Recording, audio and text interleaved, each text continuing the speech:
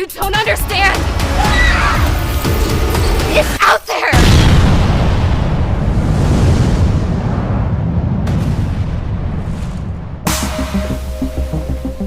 My friends, we have arrived. Perfect setting for several days of food, booze, and debauchery. Something attacked us. There's something in the woods. Whoa. Sit. What kind of something? Pressure? Believe me, if there are more of those out there, Will, where are you? your friends are more than likely dead.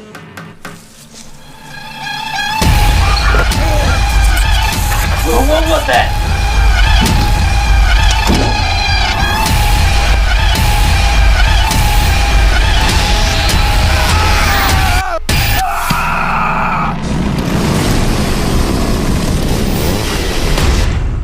Boom, there you go. That was the trailer for Don't F in the Woods 2, coming from Wild Eye, releasing on digital and Blu-ray, digital on October 11th and Blu-ray in December.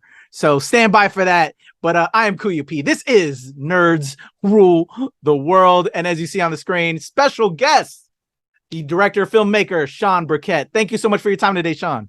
Oh, no, thank you.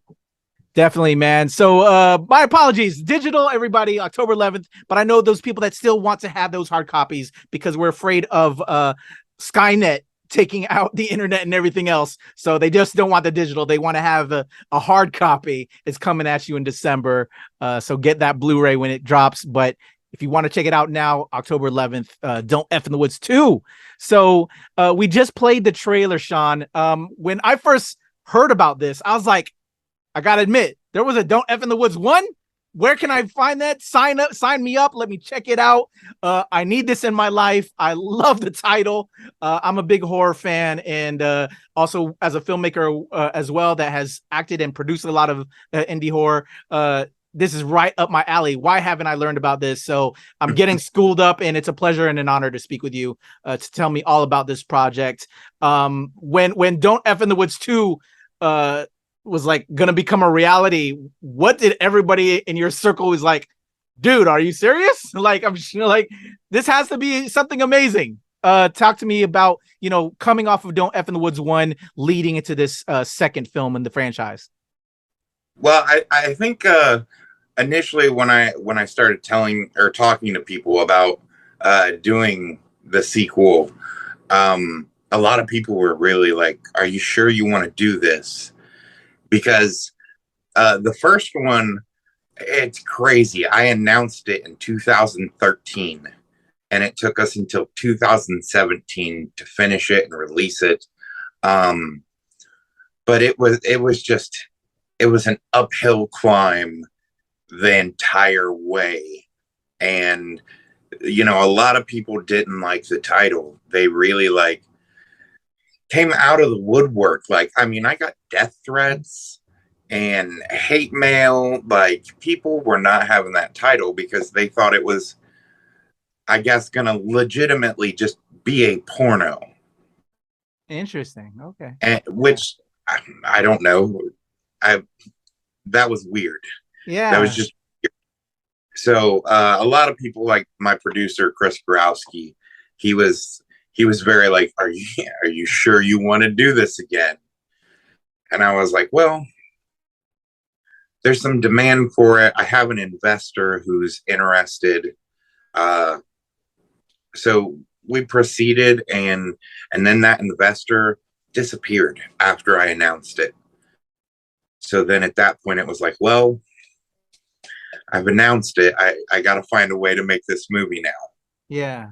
So, like I said, the first one, even the second one, was an uphill battle, but there were a lot of fun times. Yeah. Man, so, I like films that kind of walk that fine line, and I would assume I haven't had the chance to fully check it out yet because I wanted to catch the first one and then the second one as well. But yeah, I grew up on Sam Raimi, and I'm sure you as well. We love this kind of 80s, 90s, shock and awe, but then it's also not all the way dialed up to porn, but it's that, you know, that fine gray area, I would assume, right? And that's the thing, like, I mean, you know, the first one, I'm not sure if it's because we had adult actresses in it. I'm sure that didn't help the case of no, it's not, believe me. But even if it is, you know what I'm saying? We've had my love to the adult arena, you know, why not? Right. You know, live your life it's crazy. You know, I don't know. I'm just kind of upset for you, but anyway, we're here. We got this second film. I'd hate closed-minded people that don't open themselves up to creation like this from guys like you and I. Right. Like it really felt like when Westboro Baptist, that church was really big. Like people like coming out of the woodwork. Like there was a couple church groups, and like all because of one word. Yeah. Which I just wanted it because my film before that, somebody said that the title didn't fit the film. So I wanted to make sure that my next film, hey, you know what you're getting when you watch this movie. Hell yeah.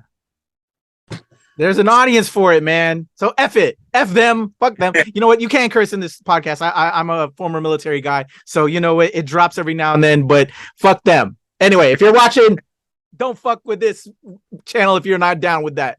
Anyway, I'm all about you, Shawn. I just, a guy who creates something like this is down with me all day, every day. So you decided to do it. Talk to me about getting the team together. Did we have any of the returning cast, or just what was that like? And just conceptual wise, you wanted to now, okay, F was in the title before, but they, like you said, it wasn't really there, but now we're going to make it happen. Let's talk about just being free to just create and fucking the haters, and we're just going to do our thing. And that is one of the great things about indie film. We don't have restrictions, really. I mean, I know that's why I love making indie film. So it's going into this, I knew I wanted to pick up like where the last one left off and just start right from there. But it was really a fine line of where do we go from there? Like, this girl is in the woods alone. So how do we make a whole movie here? So for me, the first one, you know, it's a group of kids that go camping. So then, like, you know, I'm not trying to say that I'm doing anything original here, but like, I wanted to take it, like, I really had I'm really fond of like Sleepaway Camp and the Friday the 13th movie. So I was like, they're in the woods. Let's take this to a camp. Let's just go that route. So, I mean, that's what we did. And we were able to bring back Brittany Blanton, who plays Jane, the main character with the chainsaw. And she's actually the only one that returned from the first cast.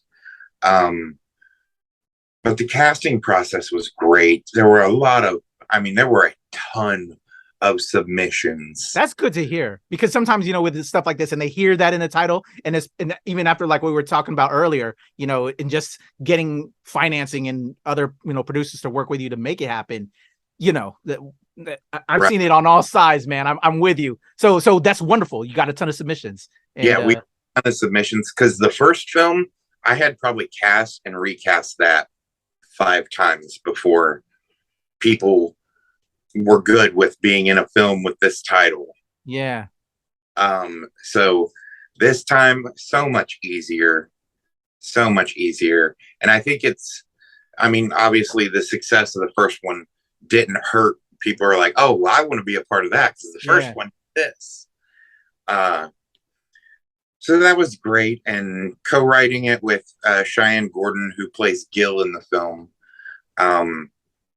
That was a phenomenal time. Like, this film really had some hiccups, had some like on the fly rewrites. The whole ending of the film was a complete rewrite. Like, we just scrapped the original ending, but in general, like, it was an amazing time. Awesome. So what would you say are some pro tips? Because it seems like you have a lot of knowledge as well of creating, especially a project like this, and with problematic and how problematic others can see it. I'm sure you've learned lessons of just making it happen, because that's what we have to do as like filmmakers, especially indie guerrilla style as well, and being able to adapt. Would you just say that is just the key to success is just adaptation? Adaptation. There is no like hard line drawn in the sand. Like if you do that, then you're kind of living up to unrealistic expectations.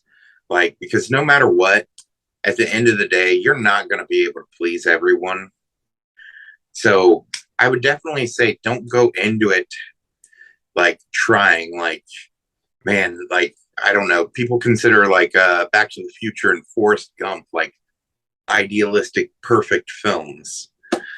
I would definitely not go into like, especially making one of your first features that way. Just have fun. Make something that you're gonna smile at when you watch it. Definitely. I feel that. All right. Well, I'm smiling about this because just this genre, this name, I'm one of those pro guys for all of this, brother. So talk to me about having fun on making a cool film like this, because this shit is cool to me.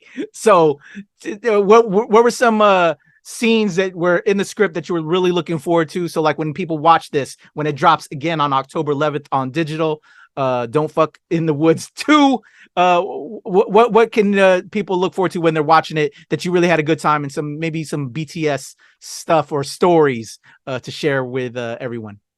Well, I mean, wow, I don't know where to go with that. There's no, I can't talk about that. That would give. Gotta avoid the spoilers, huh? Right, like spoilers. I mean, so basically, we kind of evolved this film. Like the first one was like an homage to like camping movies, and this one has like that camp feel, but also like Night of the Creeps and Slither almost. Like there are some, I don't know what to call them. I call them dick slugs. I love that. Yeah. and well, they get into some people in various different ways. Okay. So coming up with that was pretty interesting and creative. Yes. Yes, it was. So was this CGI props or actual props? Was that, and what was that process like to getting the dick slug right? You know? Were you going back and forth a little bit on that? I knew I wanted to do it physically no matter what. Like we were working on animatronic stuff. Sweet. And then we had some that we could pose, some that were more like puppets. I love that. And we used a little bit of everything. Any CGI that was used in this film was to basically hide things. Well, and at the very end, because, well, we couldn't do that physically. but I can't say what it is. No worries. No, but I love practical effects. So anything to just talk about your team and maybe shout them out of putting that together and that collaboration. Those guys, I tell you what, Travis Wilson, Andrew Moore, Rob Collins, Stephen Hodke, those guys were beasts on set. Blaze Bolden, Andrew Moore was basically a PA. It was my first time meeting him, really. And the camera operator, Travis Wilson, anything he needed, Andrew would do, to where it got to the point where Andrew was moving like miniature refrigerators and carrying them just so the camera operator could step on it to be above for a scene or two. Like he was literally lugging around this like decent older sized like hotel room sized refrigerator, and he never once complained about it, or at least not to me. But the crew was amazing. The cast was amazing. It was a good time. Wonderful. I just would love to just hear that on set. All right, bring in the dick slug. All All right. B team. Right. How did the actors react to everything, and what was that like in that process in prepping everybody for, you know, some of the various scenes that shall not be named because we don't want to spoil? Well, what's kind of crazy is that a lot of them, we didn't do much prep. It was kind of like anyone who had like an intimate scene, I was just like a day or two before, like, just get to know each other, hang out, like, you know, this is work stuff. So when we go into this scene, you know, this is you guys hanging out around the water cooler. Yeah. And it got to the point where, like, sometimes I would be like, okay, we need to do this, this, and this. And then sometimes I would just kind of sit back and be like, okay, they got this. They've figured this out, and this was better than what I had in my head. So awesome.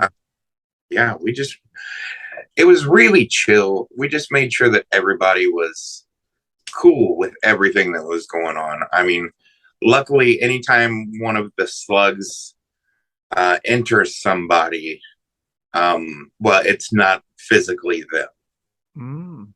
So I'm loving this. We're trying to avoid everything for the benefit of our fans watching this that may not have seen this yet. But I can't wait for y'all to check this out. Let me know in the comments too, you know, what we're saying about dick slugs and all that. There's also, and you know, once it's been out for a while, we'll see if I can't get Shawn to come back and we'll give you some more inside information. But so lessons learned from the 1 to now this 2. Did you get everything in? You, like you said, you had to rewrite even the finale. But what you wanted to come with in this 2, were you able to achieve it, even though you had to change up the ending? Even though we had to change the end, we don't see some things that I wanted to see, but I feel like it plays out better than what we were originally trying to do. Okay. Because we shot, from the first time we shot the ending to the second time, I mean, 2 years had passed. So it was definitely different. And the ending, when you watch it, I'll just say that there is a cave. That cave we built inside my apartment. Oh, wow. Sweet. So, and it's one of those things that was like so many people on the, like, that I had talked to about this, producers and some of the crew were kind of like, you know, this isn't going to look like a real cave, right? And I was like, you know, the title of this is Don't F in the Woods 2, right? Like, we're not trying to make something that we're going to win an Oscar for. We're just having fun. And if this film can distract somebody from their day, like, at the end of the day, that's all I'm trying to do is entertain. I feel a lot of people forget that that's why we should be watching movies. Hell yeah. So well said, brother. Well said. I completely agree. All right. So you wrap. You had fun. You had to change things up, but you're in post. What was the reception like? Did you screen it for the cast crew? And now as we lead into this opener where it's going to be made available for everybody on digital on October 11th, what was that like and the feedback from the team? We did have a cast crew kind of premiere screening, but it was right in the middle of COVID. So there weren't a lot of people there. It was literally like maybe 20 people, and that was mainly cast and crew and their like significant others. But everybody seemed to like it. So I was like, okay, well, let's enter it into some film festivals. So we actually had our like, well, it wasn't a premiere really. It played at Horror Hound Weekend in 2021 in September, and it was packed. Nice. It was so packed that people were standing in the back of the theater to try to watch it. Sweet. So thus far, the people who have seen it liked it. Awesome. I'm hoping that continues. Hell yeah. Well, you now have it available from a distributor, which is hard for a lot of other cats. So tell me that process. You know, what was that like getting Wild Eye Releasing to back it and help, you know, bring it out to an even wider audience? Were there a lot of lessons learned there? Well, what's crazy is that, so the first film ended up getting pirated, and we had self-released it. So we were going from selling like 30 copies a day for like 2 months straight to nothing. And once it was pirated, my producer, Chris Gorowski, he just thought it would be best that we try to see if a distributor could help. And at that point in time, I was always against distributors before then, because, like, you know, some of them, there are some bad distributors, but there are some good ones. So we got a sales agent, which is the people at Sifuno Ventures, and they shopped it around. I got like 10 offers, and we took one. So honestly, if it wasn't for the first one getting pirated, I don't think it would have been as successful. So getting distro for the sequel was, I mean, we had, I want to say 18 offers. Oh, wow. And I read all the contracts. I went to see who was able to offer what, because, I mean, when it comes to indie filmmaking, even with distro, we're still doing all the work. We have to promote it. Like, exactly. That doesn't mean we get to sit back and relax and collect a check. Yep. So I wanted to just see, for me, it was a ratio of how high the expense cap was, the territories of distribution, and if they were willing to hire any type of PR company or something, or if that could be negotiated. Oh, yeah. A couple of them came back and were cool with a lot of that. But then I started talking to Wild Eye, and I can't remember how it came about, but they were interested in taking a couple of my films. Nice. So, we kind of worked out a deal to where they got a few of my films, and Don't Fucking Woods 2 was like the big one that they were like, yes, we know we want this. So we worked that out, and yeah, it was a lot easier this time than the first time, because there were so many, you know, things, because you want people to see the film. Yes. So it's like, okay, and I don't mean to speak ill. I'm not trying to, but like, Trauma is a well-known company, but they're also well-known for not really paying filmmakers. So it's like, at that point for the first one, I was like, well, this would be a hit at Trauma. But then, like, between the sales agent and producers, like, I took what they had to say into consideration, and we just went a different route. Yeah. No, I feel you. I'm currently in the midst of this as well as we speak, so I know this wholeheartedly. All right, so you now have it available. Again, everybody, it'll hit digital October 11th. The Blu-ray will come out in December. I'm sure you're going to be asked this because, you know, people just don't do onesies and twosies. We do threes. We do trilogies. Yeah. So I'm sure that's the big question. With all these lessons learned, what can you say on a possible third film in this? I can say that, I mean, if there is, I mean, there will.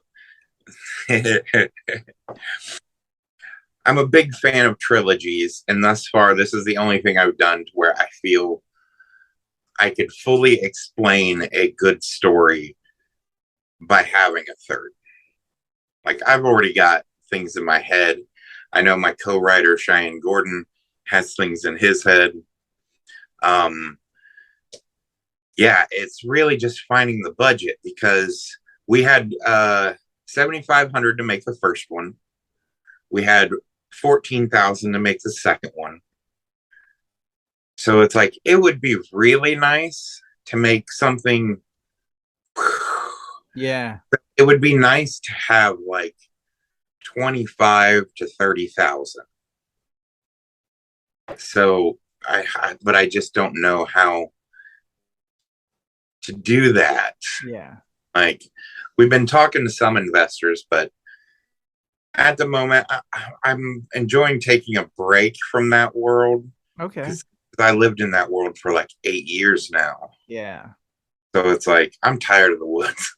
All right. Well, let's talk about that, because I don't want to pressure you too much on that, but know that the viewing and fan audience I'm sure you already know they're going to be clamoring. And so it's good to kind of know that it might be coming, on the way. And how we can help with that, to my fellow fans, is pick it up when it arrives on October 11th on Blu-ray. And it's, Blu-ray in December, digital on October 11th. Just do all the things.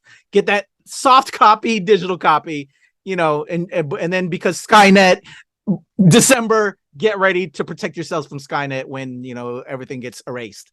So I appreciate this conversation, Shawn. So with that being said, you want to get up out of the woods. Are there any other projects that we can maybe throw some shine and light on?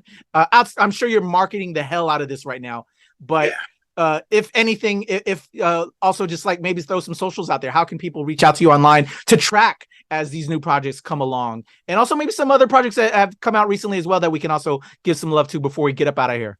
I'm on Instagram, Twitter, Facebook, TikTok, all the things. And it's pretty much SM Burkett is where you can find me. And I just about 6 months ago or so finished up and delivered my next film, Stranded, which is a Bigfoot movie. Oh, sweet. I love Bigfoot.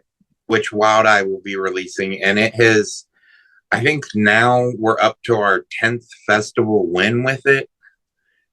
So it's in the film festival circuit, and hopefully will come out within the first quarter of next year. Awesome. Well, when that drops, I'm going to have you come back through. Would love to chat about how that came along. If Harry and the Hendersons was one of those inspirations back in the day, because I know that's what got me partially into Bigfoot back in the day. I love it. Well, Shawn Burkett, man, I appreciate you. Thank you for your time, everybody. I'll have all his links in the description below.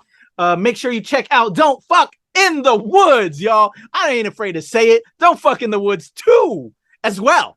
Get them all, because that's what I'm trying to do. I need to watch the first one. I'm gonna watch the second one, but all y'all, if you've seen it, make sure you let me know in the comments. I want to hear all the things, and we want to bring Shawn back to talk about all the things, especially since we gave you a non-spoilery conversation right now. So let's talk all the things, but make sure you pick up Don't Fuck in the Woods 2 when it arrives in digital on October 11th, as well as on Blu-ray this December. Shawn Burkett, thank you so much for your time. Really appreciate you, bro.